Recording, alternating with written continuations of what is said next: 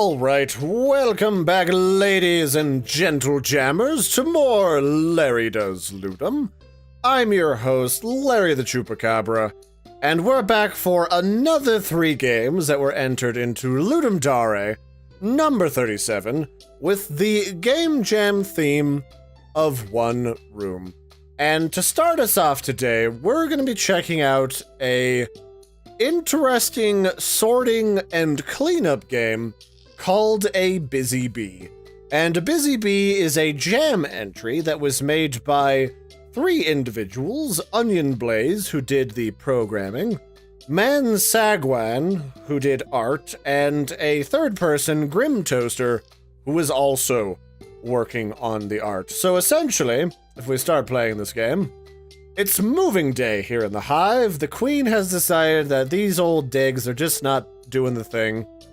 And our sister has already packed. Of course, bees, they're mostly women. And unfortunately, like, we and our other roommates in our room of the hive, we haven't exactly gotten a single thing packed. Like, everyone in here is sleeping in. And if we're not careful, we're going to be left behind at the old hive. But the good news is there's still a little bit of time before everyone leaves without us, so we just need to believe in ourselves. And I thought this was actually a pretty good choice for this game to start out with, because there's always been a lot of those B-movie memes going around places like Facebook that I thought were hilarious, where every time somebody said the word bee, everything would speed up. So essentially what we have to do is we have to go pick stuff up from inside the beehive by zipping around. And boy, does the game run really, really fast. I wish you could turn the speed of your bee down, or at least, you know, not be crazy right off the bat. But that's fine, we got a limited amount of time to clean up everything. So the way this game works is it's kind of like that game Viscera Cleanup Detail, except a little less grim and bloody, where you just run around, you pick up objects, and you find the correct box that they go in, and then you huck the different objects across the room, while all these other bees are sleeping their merry days away. And then we grab the box when it gets full. We've gotten all of that item, and we find the shopping cart that we're going to be using to move. And okay, come on, bee, do the thing. Okay, there we go. And then we get everything ready so that we can move. And we gotta do that all within a certain amount of time. And also avoid bear claws, because that bear paw that comes through while he's looking for honey. And I'd like to think that that's probably why we're moving house, is because all these bears mauling our house. We just gotta avoid that, because that's going to rearrange everything to try and slip you up as you move everything around. So the idea, really, just grab stuff as you see it, try to find the box it's supposed to go in wherever it's hiding around the map, and then slap it in that box, and then just try to do it as quickly as you can. Not too complex, but it's certainly an interesting way of handling the concept of one room or one area. Especially with like a game like Viscera Cleanup Detail, because that's another game that's trying to clean a room. Or the only other game that I've played that's primarily focused on cleaning a room. And that was about cleaning up animal parts, or not animal parts, but alien parts and human parts from like a government testing facility, where they've been like adjusting aliens and touching body parts and everything. And the aliens got crazy and touchy and started mauling the scientists. So you gotta like hide what's happened for part of the cover-up. You gotta clean up the test facility, because government laboratories are expensive. And I get kind of that vibe from this. Not in the violent part, but just the cleaning part. And I think this is definitely an interesting concept. Although I think this would do well if you had like a combination story, where you had a bunch of different levels for this game, where you had to accomplish different sorts of tasks. Like, first you gotta move house, first and foremost. I think that's everything. I think that's time to grab our cart. And then for whatever reason, we have like a weird little puzzle that we have to put together here. before we can leave the hive. I don't even know what this is all about, to be honest with you. Like, are we supposed to, like, sort the moving truck, I guess, before we leave? That must be it. So stuff doesn't fall out. And then when we're done, our lovely little travel car, as long as we did it within the time limit, would go to our new home. And I actually got a much better score than I did my first time. But I like this. It's like, so the one room that we're in is just one giant beehive room with a randomly generated obstacles, or they may not be randomly generated, but they could be, like, easily be procedurally generated. And then you just have to try and find everything, find where the boxes are. The boxes sometimes move, so you gotta find out where the bear moved them to. And if you're not careful, you'll run out of time when you're trying to pack everything. So here we've got some different objects than we did last time. We've got some spatulas. I guess this is the beehive that's really obsessed with grilling. But the thing that I could see this game becoming is, first you work in like a dorm where you're helping clean up before you move to your new facility because you've grown up, you're an adult bee now, and you've got adult bee responsibilities.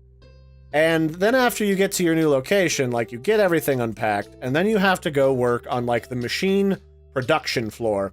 Because you're a bee, you gotta, like, make stuff. You gotta make honey. You gotta, like, go get those products, those sweet, delicious bee-flavored products, out into the world where people can enjoy them and experience them. And I think if you had, like, a story mode that you could go through on your quest to become, like, the new manager or the new queen of the hive, that would be kind of cute. Like, I think that has a lot of mileage to it. And it would definitely be a new spin on the cleanup game. Definitely not as violent as I was saying with Viscera Cleanup Detail, but I like it. And then you could add, like, some sounds and kind of make the controls, or give some more options for the controls so it's not quite so ridiculously clutch maneuvered. Because, like, right now, like, this thing moves really fast. Like, I was not anticipating it to move quite that fast. And I don't necessarily know that you need it to go that fast, especially with such a gracious and long time period to use, which I suppose is good because this is a jam game. This can get a little bit out of control if you make it too difficult for people. Because not everyone is like the MLG Pro of video games. I can certainly understand that issue. But no, I like this game. Like, some new sounds, some, like, story and personality to build upon the cuteness of these little bee characters, and I think you'd be good to go. You could, like, turn this into a full thing.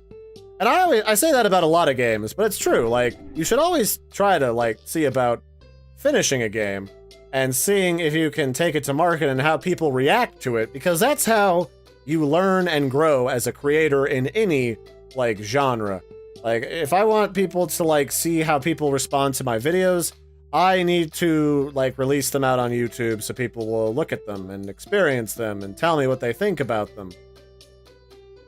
And that is the overall goal. And then it'll make a really great portfolio piece. So really nice job, crew that made this for this jam entry. I really like this Buzzy Bee concept. Not super complex, but it has the one room concept down pat. And I think you could definitely expand this into some other genres. Like, it's got a nice, cute cartoon art style to it. And I think that really goes well. Like, this has a lot of character to it. I think you could do a lot of different stuff with it. So nice job. Alrighty, next up on our cavalcade of Ludum Dare 37 games, we have Dibs, Top Bunk.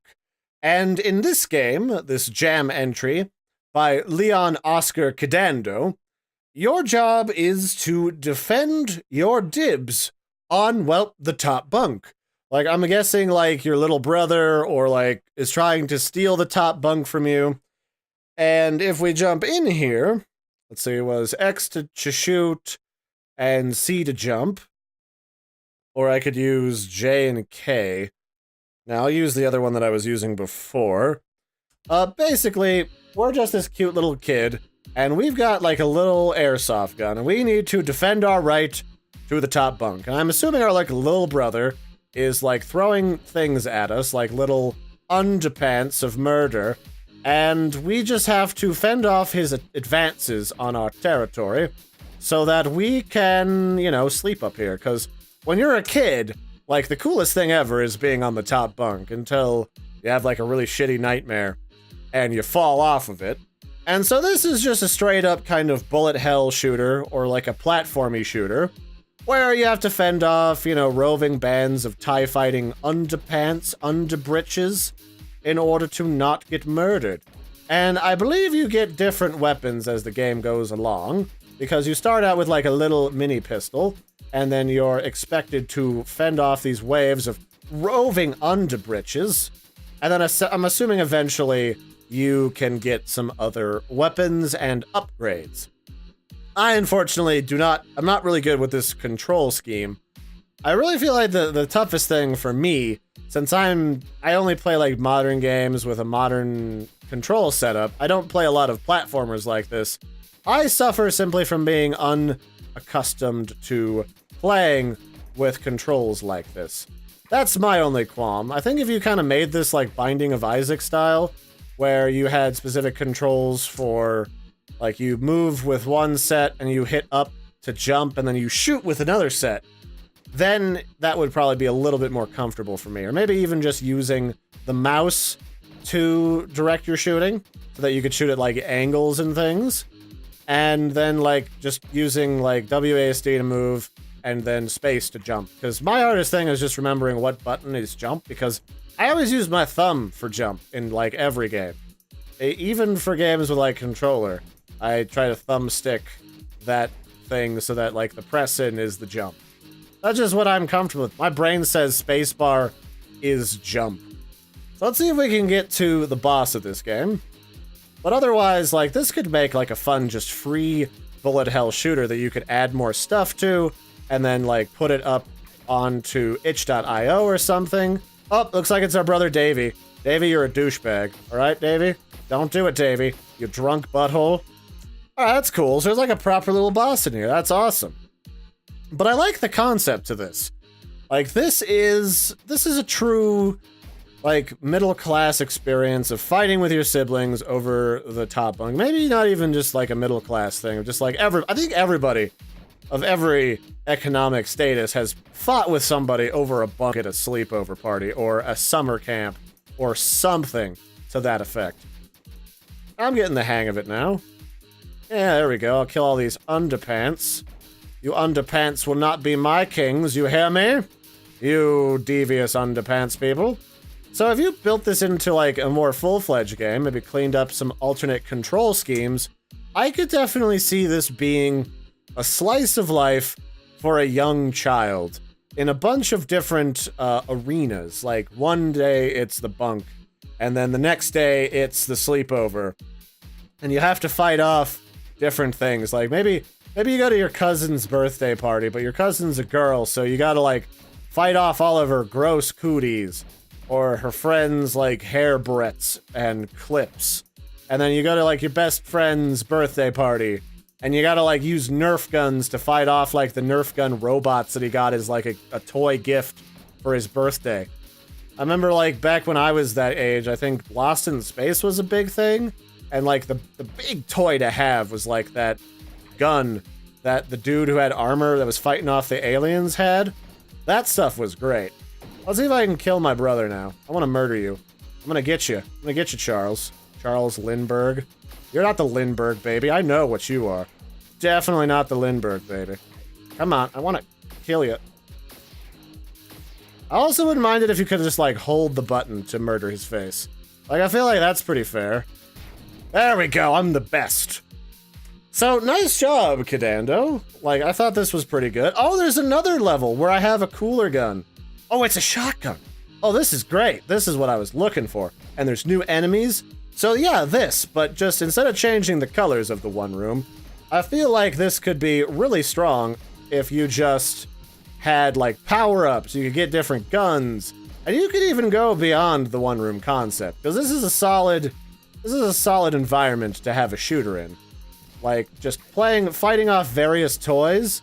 That's pretty sweet if you ask me. Like, you could unlock different guns, you could have, like, a mini tech tree that you use to...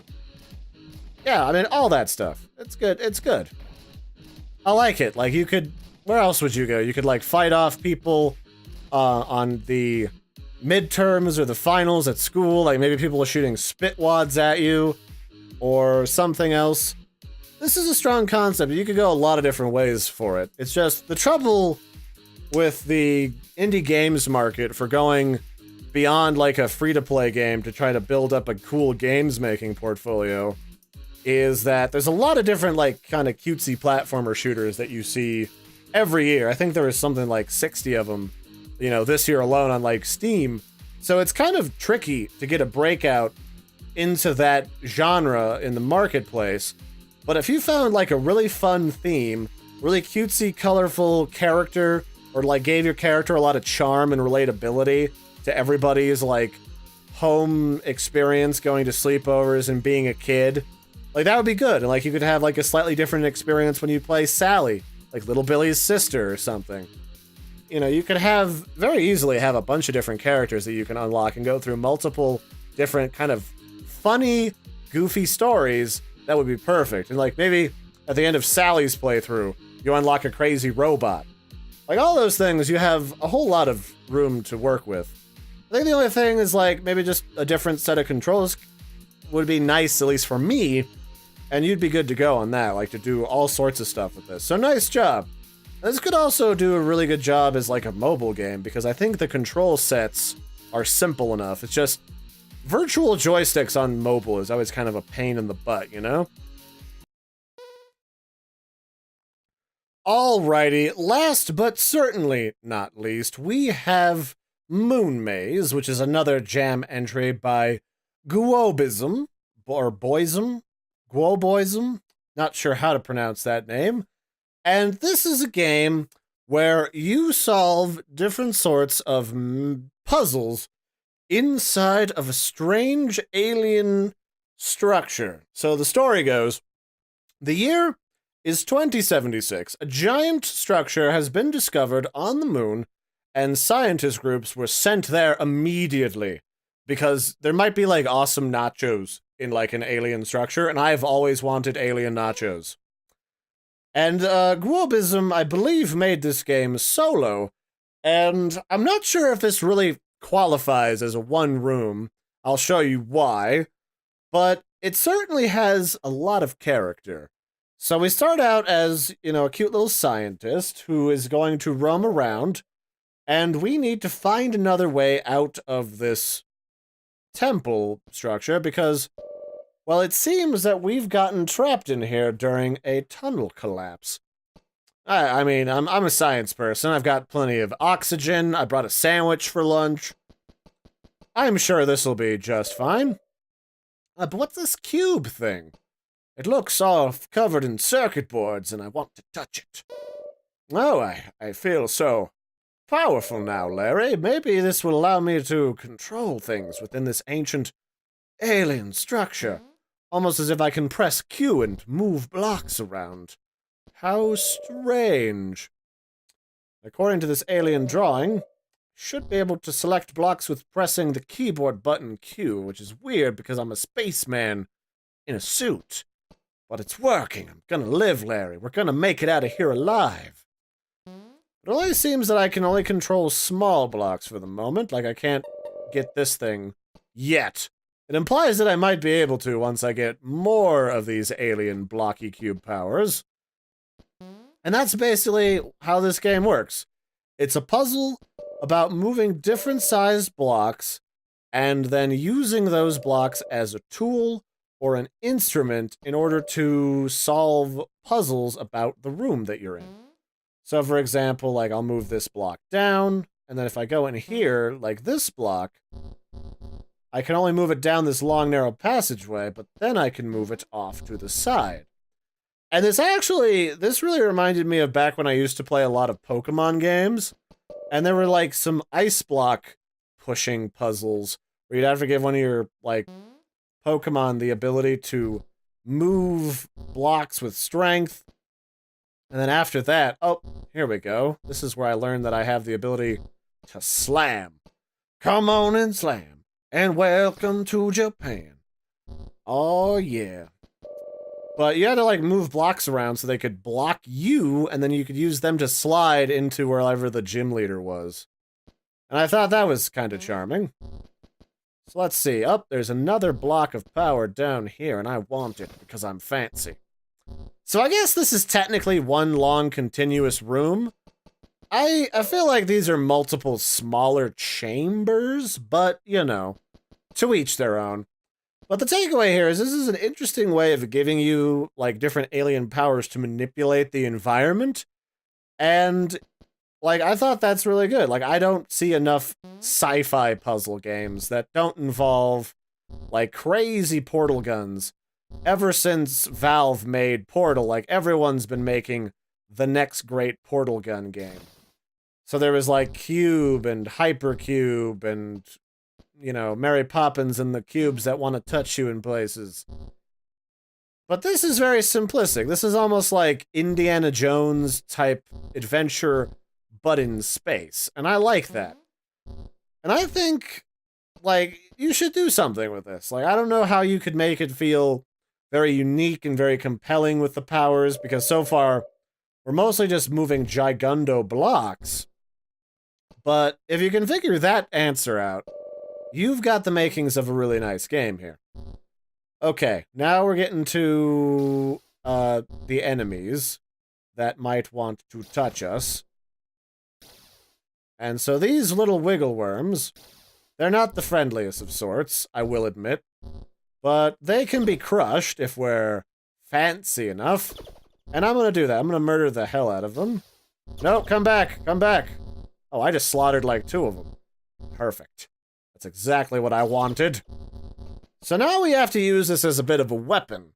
And I feel like this is a situation where you could take these, like a different type of cube or like a spherical object, and then use it as like a boomerang as one of your powers, but it has like a cooldown.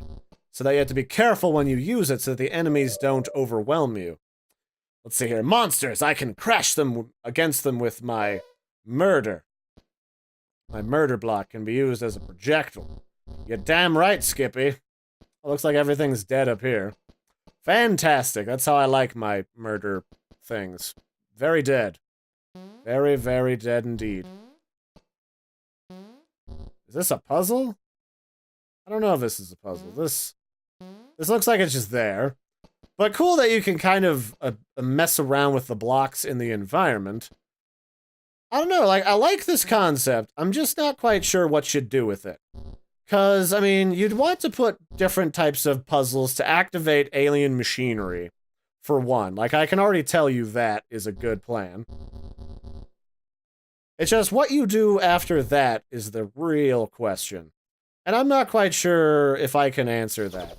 So you'd probably want a mystery to solve, like, the secret of what this building is and what it does would be one that you could answer. And then another would be, you know, now that you have this alien power, like, what happened to these aliens? Like, what are they doing here? What are their motivations? Are they here to do, like, interstellar taxes? Were they running from something? You know, there's a lot of different directions you could certainly go with this. Come on, kill. No, don't let him touch me. No, I want to live. All right, well, I guess I'll just go over here. It's not like it's necessary. You need to collect more cubes, Larry. You need more cubes, you crazy boy. All right, fine. I'll get more cubes, game. Settle down. But yeah, no, this is good. I like this. This is very compelling. So the controls are pretty good. Those I have no problems with. Maybe like a soundtrack would be nice. Maybe some accentuation of the graphics. But if you kept the graphics as is and just added some characteristics, some story, and some personality to our character, I think you'd just about be good to go, to be honest with you. Because I like playing this character, I like smushing these enemies, but are these enemies like alien parasites or what? That's a question I feel like you could answer very easily.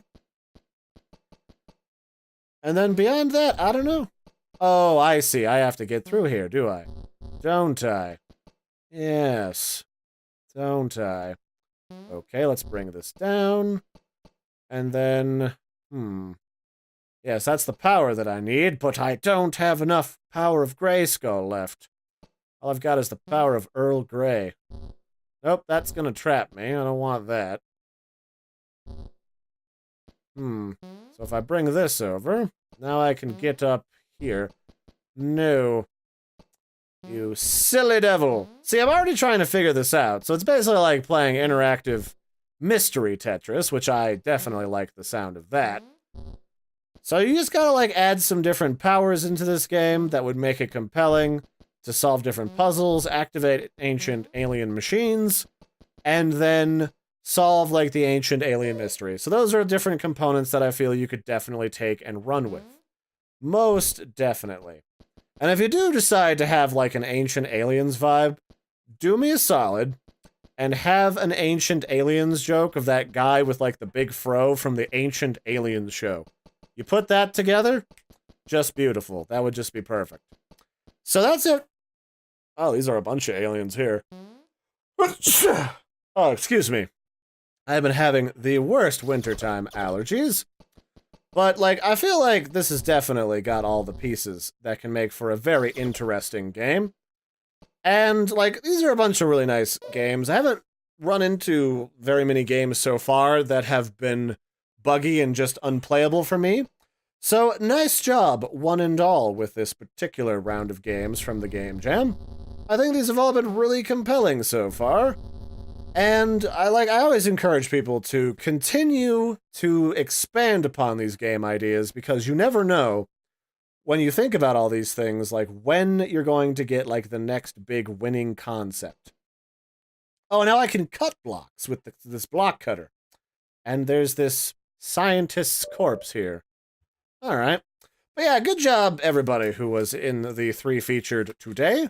I really liked these, especially this one with the puzzle. Like, I really want more powers. We got like a block cutter, and like other alien technology for this would be great. Like maybe like there's a Terminator suit later in here that's like terminating the infesting alien grubs, but then it sees you. So you got like a nemesis where you got to like run away from it as it chases you down and tries to laser you.